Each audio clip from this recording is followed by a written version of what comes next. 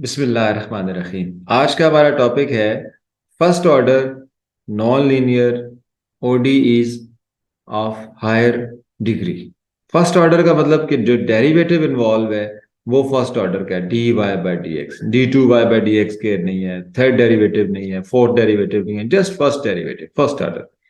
Non linear means कि अब आपके पास जो डेरिवेटिव है इसकी हायर पावर हो सकती है। D y by d x का स्क्वायर हो सकता है, d y by d x का क्यूब हो सकता है, पावर फोर हो सकती है, up to so on. Y हो सकता है, वाई स्क्वायर हो सकता है, वाई क्यूब हो सकता है, वाई का और d y by d x का प्रोडक्ट आ सकता है। तो अब आपके पास जो डिफरेंशियल इक्वेशन है वो है नॉन लीनियर। ठीक है। अब आप जानते हैं कि डिग्री ऑफ डिफरेंशियल इक्वेशन क्या होता है। जो डेरिवेट हायर ऑर्डर डेरिवेटिव जो होता है उसकी एक्सपोनेंट को डिग्री कहते हैं। आपके पास जो फर्स्ट ऑर्डर में डेरिवेटिव तो हायर ऑर्डर नहीं आना, वो तो फर्स्ट ऑर्डर रहना है। अब इस फर्स्ट ऑर्डर डेरिवेटिव की जो मैक्सिमम पावर इन्वॉल्व होगी वो इसकी डिग्री कहलाएगी। इसका मतलब है कि अब आपके पास हायर डिग्री हो सकती है।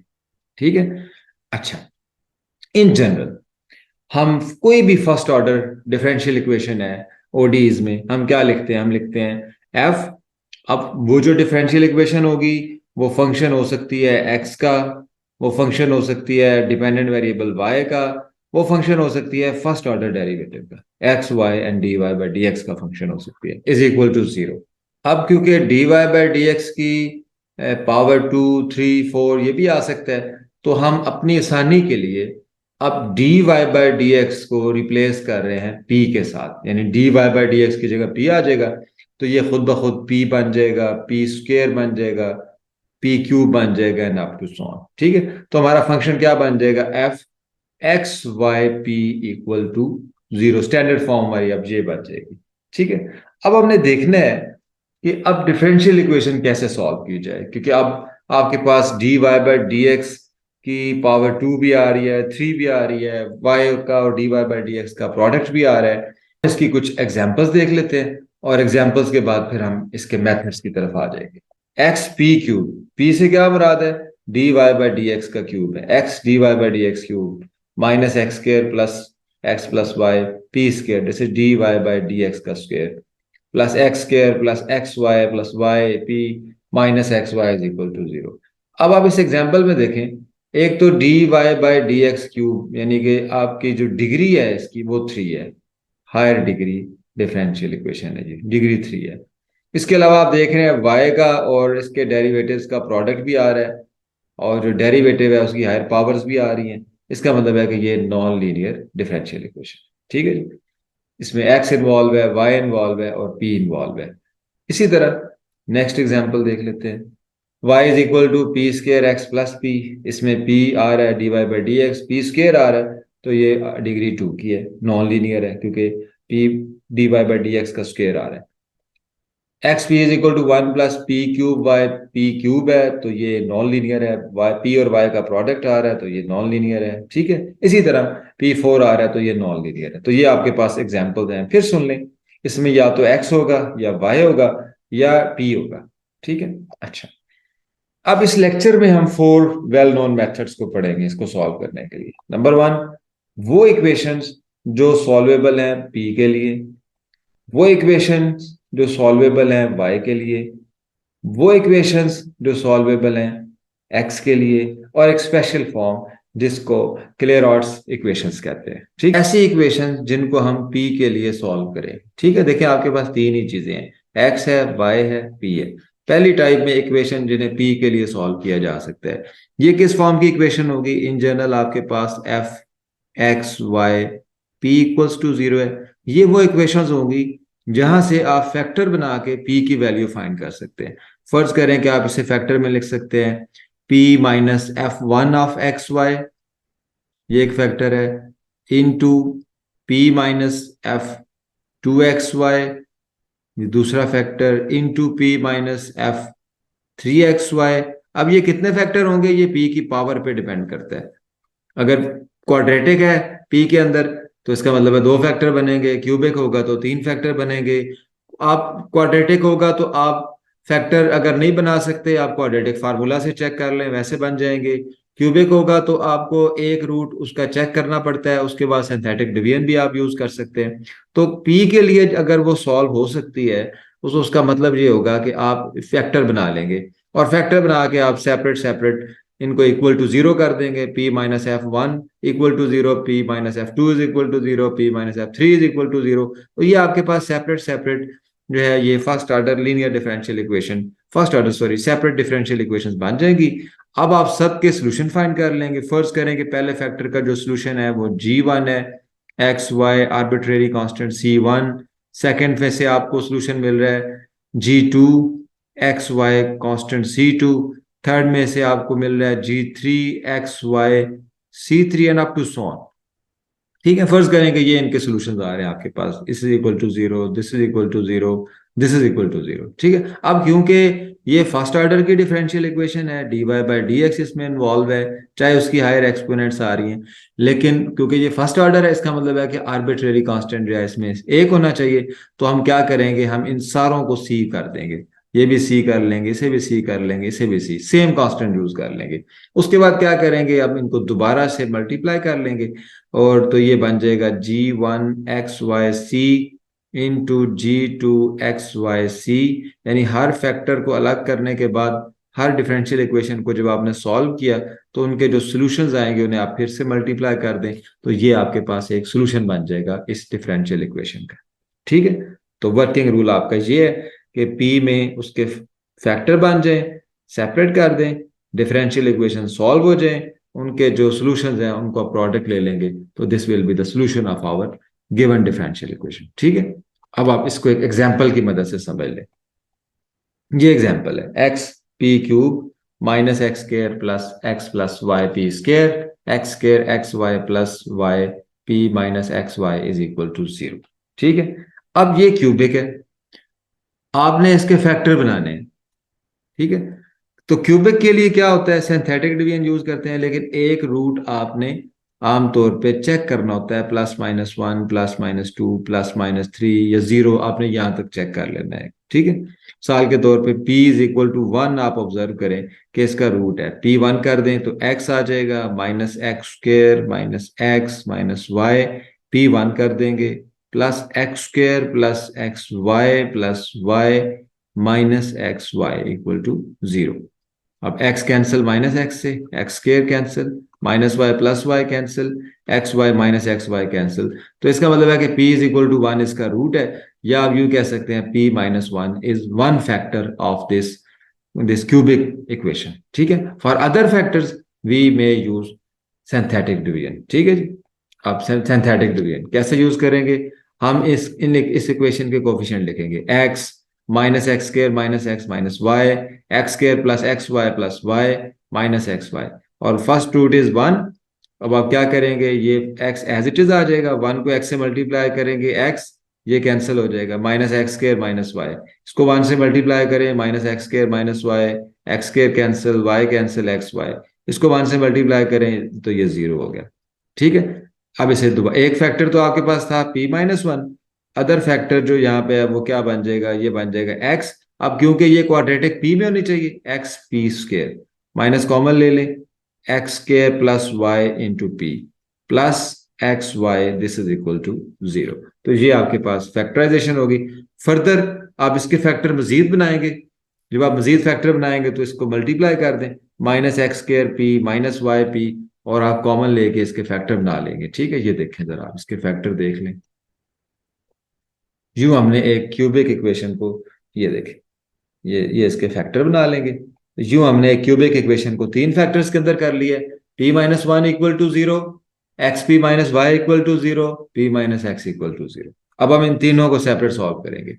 First one, x minus, first one क्या है, फर्स्ट वन है हमारे पास p-1 equal to zero, p is equal to, p क्या है हमारे पास, dy/dx, -1 is equal to zero.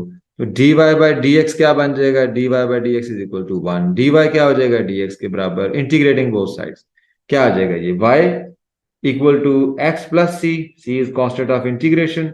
अब आप सेम लेंगे सबके लिए, तो ये बन जाएगा x minus y plus c is equal to zero. ये इक्वेशन 2 सॉल्व हो गई है। इक्वेशन 3 सॉल्व कर लें, इक्वेशन 3 को लिखें, इक्वेशन 3 क्या है हमारे पास, x p minus y is equal to zero, p क्या है d y by d x d y by d x minus y is equal to zero, x d y by d x equal to y. अब आप इसको variable separable कर लें, d y by y is equal to d x by x and now integrating both sides. क्या answer आएगा आपके पास, log of Y, ठीक है। अब log ऑफ y आ जाएगा आपके पास, log of y equals log of x, तो कांस्टेंट भी log में ले लें, so log of y is equal to log of cx, log cancel हो जाएगा, then y is equal to cx। ये आपके पास इसका सोल्यूशन आ गया। इसी तरह थर्ड इक्वेशन का सोल्यूशन फाइंड कर लें, p minus x equal to zero, what is p, dy by dx minus x is equal to 0, then dy by dx is equal to x, then dy is equal to x dx, integrating both sides, y is equal to x square by 2 plus c, or 2y equal to x square plus 2c, or x square minus 2c plus 2 minus 2y plus 2c is equal to, ये था जिसे मैं कह रहा था कि g1 g2 3 all are functions of x y and arbitrary constant c। ठीक है, अब तीनों के आपने सोल्यूशन फाइंड कर लिया। अब क्या करेंगे, अब दोबारा से उन्हें मल्टीप्लाई कर देंगे, तो ये आपके पास जनरल सोल्यूशन आ जाएगा डिफरेंशियल इक्वेशन का। ठीक है, इस तरह आप p के लिए सॉल्व कर लेंगे। अच्छा, नेक्स्ट चलते हैं। Okay, type 2, these are the equations solvable for y। क्या मतलब है y के लिए, given a differential equation f x y dy by dx is equal to zero, ये आपके पास डिफरेंशियल इक्वेशन है, इसमें x आ रहा है, y आ रहा है, और dy by dx का मतलब p आ रहा है। ठीक है, इसे आप लिख सकते हैं y is equal to f of x p, यानी ये निशानी है कि वो इक्वेशन जो y के लिए सॉल्वेबल है उनकी निशानी क्या होगी, आप वहां से y की वैल्यू निकाल लेंगे, तो जब y की वैल्यू निकाल लेंगे तो ये फंक्शन ऑफ एक्स भी रह जाएगा। ठीक है, यानी आप समझें कि उसमें y एक ही बार आ रहा होगा, y रेज टू पावर 1, तब आप आसानी से y निकाल देंगे, और right hand side is then free from y, then right hand side is the function of x p, call it 1। अब आप इसका डेरिवेटिव लें, d y by d x equal to, यहाँ पे फंक्शन एक्स और पी दोनों पे depend कर रहा है, so this is partial f by partial x, आगे d x by d x आ जाएगा, उसकी जरूरत नहीं है, plus partial f by partial p d p by d x. Now what is d p by, what is d y by d x, d y by d x क्या आ जाएगा, ये पी हो जाएगा, p is equal to, and right hand side is a function of x y and d p by d x, ये d p by d x x का और y का फंक्शन हो सकता है। ठीक है, अच्छा, अब आप इसको सॉल्व कर लेंगे, ये dp बाई डी एक्स में आपके पास इक्वेशन आ जाएगी, dp बाई डी एक्स में। ठीक है, ये लीनियर इक्वेशन बन सकती है dp बाई डी एक्स में, ये फर्स्ट ऑर्डर डिफरेंशियल इक्वेशन बन जाती है dp बाई डी एक्स में, तो ये p में सॉल्व हो जाएगी। फर्ज करें कि इसका जो सोल्यूशन है वो है x p and c, x p c is equal to zero. अब आप क्या करेंगे, अब आप 1 में, क्योंकि आपको सोल्यूशन चाहिए y का in the form of x, तो आपका प्रॉब्लम ये था कि यहां से ये p खत्म हो जाए। अब आप क्या करेंगे, 1 और 3 में से आप p को एलिमिनेट कर देंगे, जब आप 1 और 3 में से p एलिमिनेट कर देंगे तो ये y आ जाएगा in the form of x and arbitrary constant c, तो वो आपका सोल्यूशन होगा। और फर्ज करें किसी क्वेश्चन में 1 और 3 में से आप p को एलिमिनेट ना कर पाए, फिर आप क्या करेंगे, फिर आप 3 में से x की वैल्यू निकाल लेंगे, तो ये आपके पास x आ जाएगा as a function of c and p। ठीक है, x is equal to g1 cp, ये वैल्यू आप कहाँ पुट करेंगे, ये आप 1 में पुट करेंगे, और x की जगह पे जब आप ये वैल्यू पुट करेंगे तो फिर आपका जो y है वो भी p और c का फंक्शन बन जाएगा। यानी अब आपके पास इस का डायरेक्ट सोल्यूशन नहीं आएगा, बल्कि अब आपके पास पैरामीट्रिक फॉर्म में आएगा, x is a function of p and c, y is a function of p and c where c is arbitrary constant and this p is actually here as a parameter। ठीक है, तो ये हमारा working rule है। फिर से सुन लें, equations जो y के लिए सॉल्वेबल होंगी उनकी निशानी क्या हो सकती है कि वहां से आप y को आसानी से सेपरेट कर सकते हैं। ठीक है, तो ये आप एक्सरसाइज में देखें, एक एग्जाम्पल समझ लेते हैं, एग्जाम्पल देखें आपको वर्किंग रूल सही समझ आ जाएगा। एग्जाम्पल आ गई, y plus p x equal to p square x 4। अब आप देखें यहां से y आसानी से सेपरेट हो सकता है, y क्या आ जाएगा, p square x 4 minus p x, d y by d x निकालेंगे, d y by d x equal to product rule लगाएं, पी स्क्र का क्या आ जाएगा 2p, x4 और p का derivative d p by d x plus p square as it is, x four का derivative 4x³ minus, आगे p x पे फिर प्रोडक्ट रूल लगाएं, x function of x derivative d p by d x minus p derivative of x is 1। तो ये आपके पास d y by d x आ गया, इसको अब आप पी पुट कर दें, और तो पी और ये माइनस पी 2p हो जाएगा, और इसको आप एक साइड पे कर देंगे, 2p 4p² आके -4p² आ गया, और 2p(x4) प्लस था इधर आके माइनस हो गया, x माइनस में था इधर आके प्लस हो गया। ये आपके पास एक डिफरेंशियल इक्वेशन आ गई d p by d x में। ठीक है, अच्छा, इसे आप सॉल्व कर लें, इसके फैक्टर बना लेंगे हम। 2p कॉमन आ जाएगा, 2p कॉमन आएगा तो 1 माइनस 2p(x³), अब ये भी 1 माइनस 2p(x³ है, 1 माइनस 2p(x³ कॉमन ले लें। ठीक है, तो ये आपके पास दो फैक्टर बन गए, दोनों को अब आप सेपरेट कर लें, 1 माइनस 2p(x³ इक्वल टू 0, इसे सॉल्व कर लेते हैं। ये बन जाएगा, ये दूसरा फैक्टर क्या बन जाएगा, 2p plus x d p by d x equal to 0। अब आप इन फैक्टर्स को सॉल्व कर लें। फर्स्ट फैक्टर को सॉल्व करेंगे, 1 minus 2p(x³ equal to 0, this implies 1 is equal to 2p(x³), this implies p is equal to 1/2x³। 1 की ये value 1, p की ये वैल्यू आप 1 में पुट कर दें। ठीक है, क्योंकि आपने क्या करना था, अब आपने p को निकाल के 1 में पुट करना था, तो आपका y जो फंक्शन ऑफ एक्स पी है वो just function of x and constant आ जाएगा। तो p की ये वैल्यू 1/2x³ आप 1 में पुट कर सकते हैं, y प्लस 1/2x³ x, ये p की जगह और p² की जगह आपने पुट कर दिया है, और ये आपने सॉल्व किया, स्केयर लिया, तो आपके पास y की वैल्यू आ गई -1/4x³। ये एक सोल्यूशन हो गया हमारा। ठीक है, क्योंकि हमारे पास दो फैक्टर बने थे, ये इस फैक्टर को सॉल्व करके p की वैल्यू निकाल के हमने एक सोल्यूशन फाइंड कर लिया। अब हम दूसरे फैक्टर को सॉल्व करके यहां से p की वैल्यू निकालेंगे और हमारा सोल्यूशन आएगा। ये देखें, ये दूसरी 2p plus x d p by d x equal to 0, 2p minus हो गया -2p। अब ये आपके पास वेरिएबल सेपरेबल फॉर्म है, p को dp के पास ले आए और dx को x की तरफ ले आए। आप अब आप इसकी इंटीग्रेशन कर दे, 1/p की इंटीग्रेशन log p, -2 बाहर आ गया, 1/x की log x, और कांस्टेंट क्या लेंगे, log c।